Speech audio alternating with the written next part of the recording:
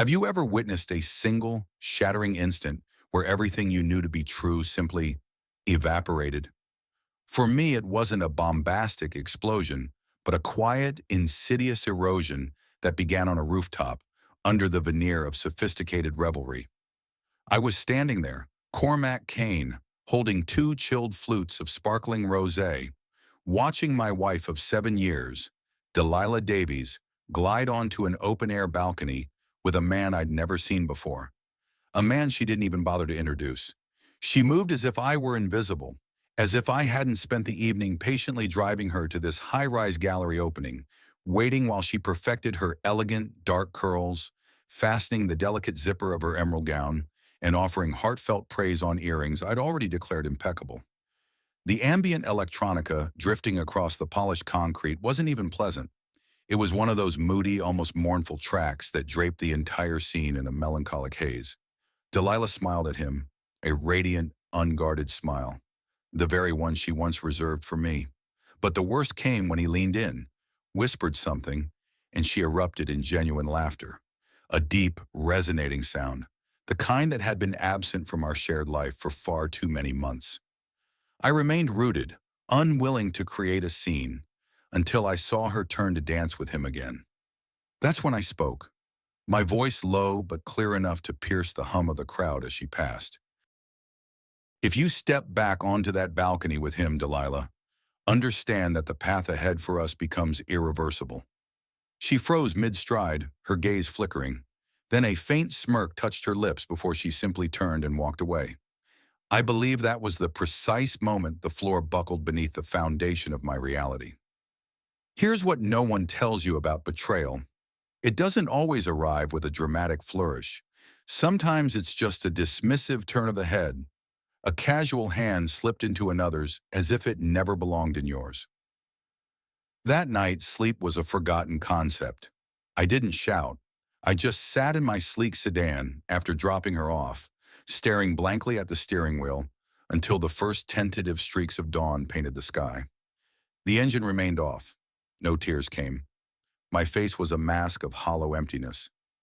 The next morning, she presented a facade of normalcy, muttering something about professional connections and how a contact from the art scene was entirely harmless. Yet she never once uttered his name. I've been spiraling ever since. Then yesterday, a small, crinkled receipt tumbled from the pocket of her tailored blazer. It wasn't from any boutique near us. No, this was from an artisan distillery and tasting room, a solid 90 minutes outside of town. The date, a Saturday afternoon. The details, a flight of rare whiskeys, a charcuterie platter, a note for two, plus tasting host. The unsettling truth? I don't drink whiskey, and I certainly hadn't been there. Ready to learn the shocking truth of what came next? I didn't immediately confront her about the distillery receipt. I wish I could claim a calm, strategic patience, but the raw honesty is, I simply didn't know how to ask without sounding desperate. So I defaulted to my usual coping mechanism. I waited. For 3 excruciating days, I tiptoed around the periphery of the truth, feigning nonchalance, pretending I wasn't falling further into myself every time she so much as glanced at her phone. Then Sunday arrived. We were ensconced at opposite ends of our minimalist living room sofa, the smart TV humming with a show neither of us absorbed. The receipt, folded with surgical precision, felt like a burning coal in the pocket of my hoodie, the cotton growing damp from the heat of my palm. I uttered her name, Delilah, and she turned her head slowly, as if roused from a profound dream. I held out the crumpled paper. This doesn't add up, Delilah. Could you shed some light on who accompanied you to this tasting? She didn't flinch. Her composure was unnerving. She took the receipt, scanned it for a beat, then stated, "It was Ryder. He invited me to a casual tasting. It was nothing to worry about." Nothing to worry about. The phrase tasted like iron in my mouth. I didn't raise my voice. I didn't argue. I simply asked, "Then why was it something you felt compelled to hide?" She exhaled sharply through her nose, a sound of profound annoyance, as if my very presence was an exertion. "Because you tend to overthink things when it comes to my professional network," she retorted. You always project insecurities onto harmless situations. My hands were trembling as I heard her words, turning my hurt into my fault. I wish I could articulate the visceral impact of that moment. It wasn't just the words, it was the chilling efficiency with which she made me the antagonist for daring to feel wounded by her deception. Suddenly, every fragmented memory from that gallery opening snapped into sharp, horrifying focus. Her hurried preparations, her deliberate avoidance of introducing him, the subtly lingering touch of their hands during that second encounter.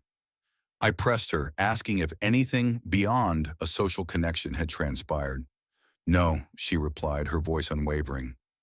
I asked her to swear on Asher, our faithful retriever. A pause stretched between us, taut and brittle. Then she rose abruptly. I'm not doing this, Cormac, she declared, retreating into the kitchen. I remained on the sofa for a full hour, listening to the rhythmic clatter of dishes as she washed them. She never returned. That night, she retired to our bedroom before me, the lock clicking decisively into place, claiming she needed space. I spent the night on the pull-out sofa in my home office, the low thrum of the building's ventilation system my only companion. And that's when I opened her personal laptop. I knew I shouldn't have, but I did. What I discovered was a wound far deeper than I was prepared for. I hadn't consciously known what I was seeking when I accessed her device. Perhaps a part of me desperately hoped for nothing at all, for some innocent explanation that would make me feel foolish for my suspicions. But what I found was a dedicated messaging app, brimming with conversations between Delilah and Ryder spanning several months. It wasn't explicit in the way one might expect infidelity to manifest. No declarations of love, no scandalous images. What I found was somehow infinitely worse. A tapestry of emotionally intimate messages that sketched out a private world I was utterly excluded from. Sentences like, I haven't felt this understood in years. And it's like you see the real me, not just the role I play. And a particularly cutting one about me. He doesn't get it. He just exists. Ryder's replies were consistently charming, validating.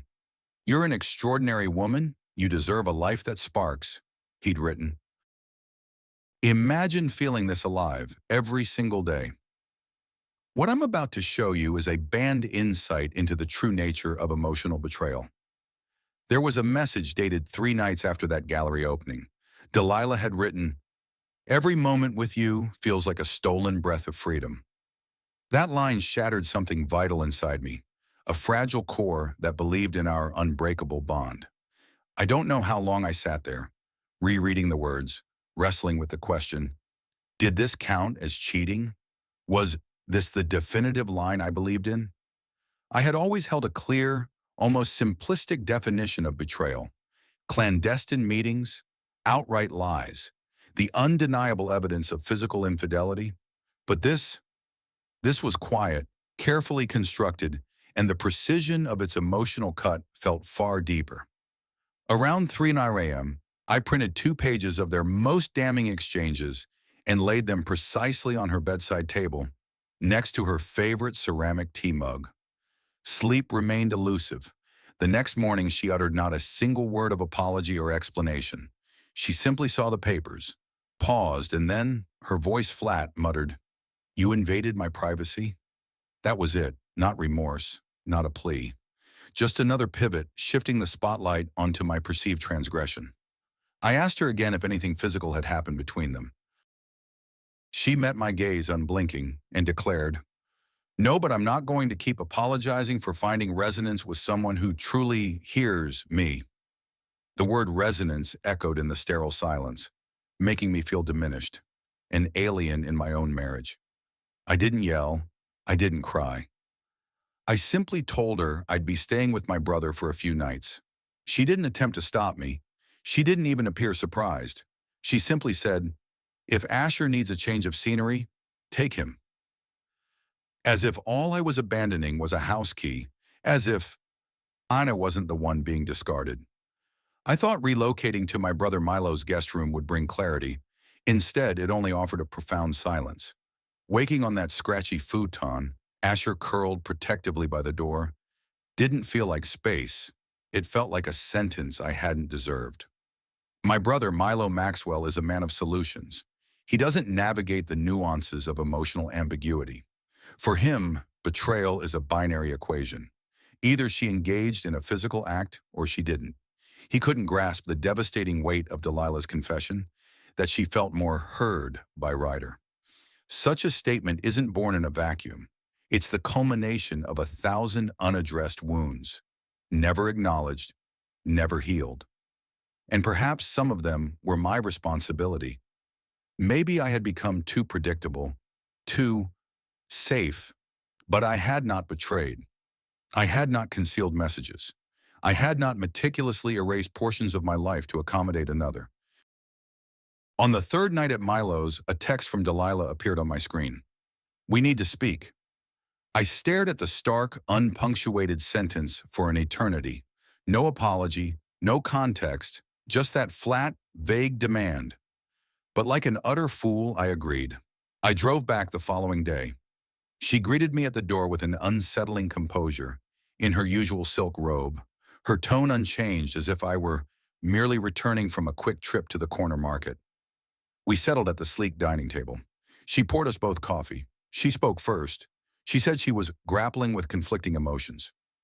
She claimed her connection with Ryder was unintended, a natural evolution of shared interests. I asked her if she was committed to repairing our foundation. She didn't answer directly. Instead, she countered, "Could you ever genuinely believe in us again after this?" I told her honestly I didn't know. Then I asked one final question. "Is there anything else, Delilah? Anything at all you haven't revealed?" She looked down, absently tracing the rim of her coffee cup, before finally conceding, "There's something you should see." She walked into the bedroom, unlocked a specific drawer, and retrieved a small, leather-bound journal. I didn't recognize it. She slid it across the table to me.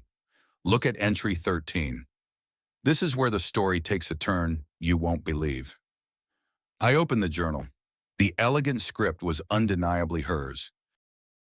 At the top of the page, the chilling header. "If Ryder proposed a future, what would I gain by leaving Cormac?" Beneath it, a meticulously itemized list of pros and cons for abandoning our marriage, as if I were a failing investment, a burdensome property, or a subscription she was contemplating canceling. My name was cataloged in bullet points, my perceived flaws starkly inked, my worth measured in silent deficits. And still I did not scream. I absorbed every brutal word, closed the journal, and spoke, my voice devoid of emotion. "You made your departure long ago, Delilah. The physical act is merely a formality." She did not follow me when I left the house again, that time for good.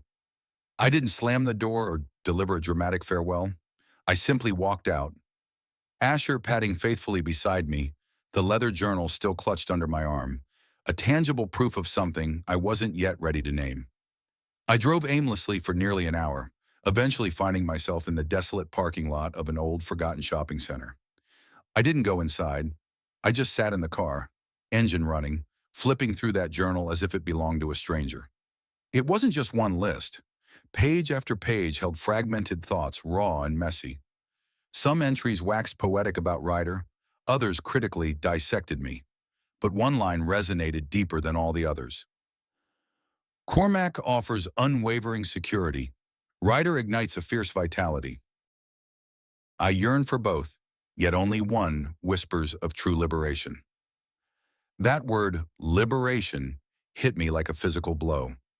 I had invested our entire marriage in providing stability, comfort, peace. But in her perception, I was a gilded cage, and he was the enticing glimpse of the open sky.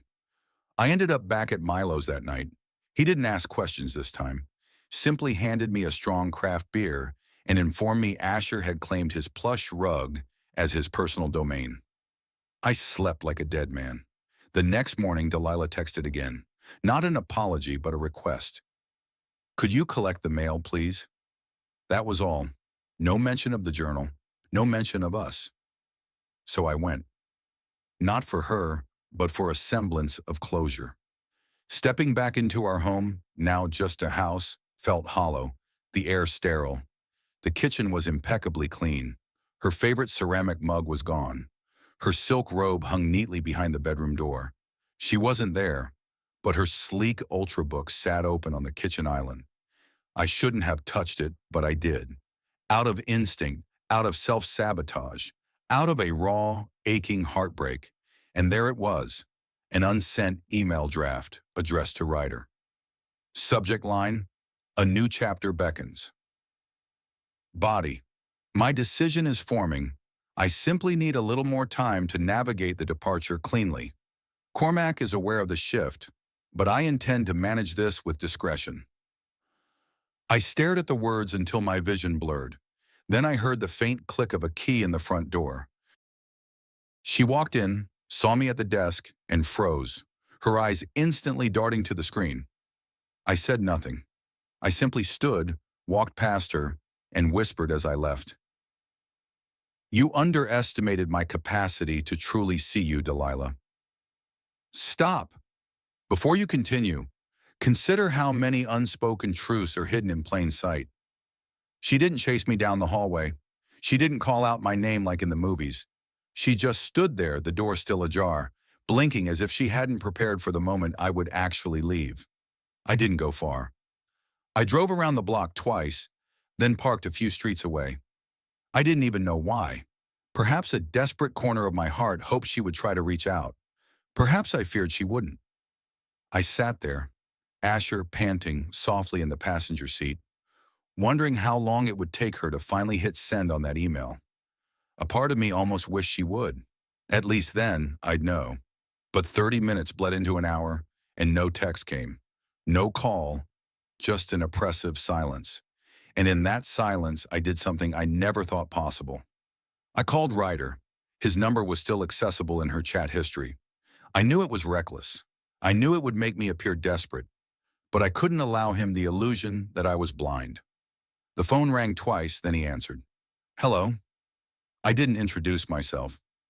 I simply said, she hasn't committed to you yet, and she might never. Consider that. A pause, then he laughed. A genuine, almost mirthful laugh. Ah, the husband's call, he drawled. Took you long enough, didn't it? I hung up, my hands trembling. That laugh did something profound to me. Not because it was cruel, but because it was so utterly calm, so supremely confident, as if my loss was already a foregone conclusion. I wanted to scream. Instead, I drove towards Milo's again, but halfway there I pulled over at a service station, locking myself in a bathroom stall for 20 minutes, my head clasped in my hands, mourning something that had died long before I found its corpse. That night, sleep continued to evade me. I kept replaying her expression when I left her, startled, a flicker of guilt, but not broken. And perhaps that was the final breaking point for me, because guilt, I realized, is a fleeting visitor. Regret, however, takes up permanent residence. The next morning, I did something I had never planned. I went to her office. I needed to witness her face when she realized I wasn't going to quietly dissolve into the background. I walked into the upscale corporate building during her lunch break. She was seated with two impeccably dressed colleagues at the ground floor cafe. When she saw me, her composed expression visibly dropped. We need to talk, Delilah, I stated. She hesitated. One of her co-workers raised a perfectly sculpted eyebrow. Then Delilah rose, grabbed her luxury handbag, and with a tight, brittle smile said, Let's conclude this, shall we? It was in that stark moment I understood. This won't be a conversation. This will be an execution. We sat in her sleek electric sedan, parked silently on the street, for what felt like an entire season. She didn't start the engine. She didn't even look at me. The windows fogged slightly with our breath, yet neither of us moved to crack one open. I had rehearsed 1,000 different versions of what I would say, but not a single one survived the sheer weight of the actual moment. Finally, I broke the silence. You meticulously itemized my inadequacies, Delilah, charting your escape, and you lacked the fundamental respect to even discard the evidence. Her jaw tightened. She offered no apology. She didn't deny it. Instead, she said, I genuinely believed it would remain private. That answer chilled me more profoundly than the biting December wind outside.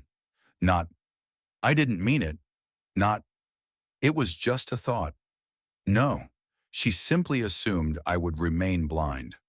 Were you truly prepared to simply disappear from our shared life without a word? I asked. She didn't answer, and that silence was more damning than any confession. I leaned back in the passenger seat, feeling the crushing weight of every single day I had spent believing we were still partners. In all the possible paths we could have taken, Delilah, was there a single one where you still chose us? I whispered. That question cracked something inside her. She looked at me for the first time, her eyes glossy, her mouth trembling as if she had just bitten down on a lie too bitter to swallow. I, I don't have an answer for that, she whispered.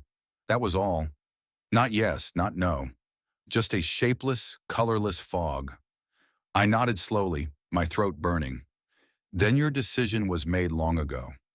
She reached out, perhaps to touch my arm, perhaps to halt the relentless march of time. I don't know. I pulled away. She didn't cry. I don't know if she even could anymore. There was a moment, so brief I almost missed it, where I saw a flash of raw fear in her eyes. Not fear of me, but fear of the void now opening before her. This is why failure is truly the key to your future success. I loved you in the boring ways, Delilah, I said. The quiet breakfasts, the shared burdens, the steadfast routines, the dogs and bills and Sunday grocery runs. That's the kind of profound connection that often goes unacknowledged until its absence leaves an echoing emptiness. She blinked rapidly. Cormac, she began, but I opened the car door. You chased the exhilarating current. I was the steady shore. And with that, I walked away. This time she didn't attempt to stop me. But as I turned the corner, I heard the sharp, guttural thud of her palm striking the steering wheel. And somehow that sound told me everything I needed to know. She didn't lose me because Ryder was inherently better. She lost me because she waited too long to make her choice. 2 months have passed since that day outside her office, and I haven't spoken to Delilah. She texted once asking if I'd be open to having a conversation, eventually, but I never replied. Not out of bitterness. I'm simply exhausted, not vindictive. Sometimes the healthiest thing you can do for someone you once loved is to let them sit in the silence they themselves created. At first, everything felt hollow. I'd wake up in Milo's guest room, momentarily forgetting she wasn't beside me. I'd reach for my phone to send her some trivial meme or a news headline. Then I'd remember. But slowly, and I do mean slowly, the oppressive weight began to lift. I started running in the mornings. Just a mile or two along the waterfront. Nothing strenuous, but something about the rhythmic pounding of my feet helped me breathe again. Asher, my steadfast shadow, kept me grounded. It's funny how a dog can sense what words can't. Last week, I found the journal again, while unpacking a final box I hadn't touched since moving out. I flipped through it one last time, not out of pain, but a quiet curiosity, and it didn't hurt anymore. It simply felt like something that had happened to someone else, to a man who once believed constancy was enough to guarantee devotion. But here's the twist I truly didn't see coming. I met someone. Her name is Naomi Nash. We connected at a bustling local roastery where she playfully chided me for snatching the last artisanal cardamom bun. We've only seen each other a few times, but it's effortless, light. She doesn't make me feel like I have to earn basic affection or prove I'm worthy of being heard. I don't know where it's going, and for the first time in a long time, that's perfectly okay. I'm not chasing certainty anymore. I'm simply showing up fully, finally, for my own journey. And if you've journeyed this far through my story, I have a question for you. When did your world crumble, only to reveal a brighter path you never anticipated? Share your moment below. Someone needs that glimmer of hope. Thank you for bearing witness. Sometimes the truest confession is the one that sets you free.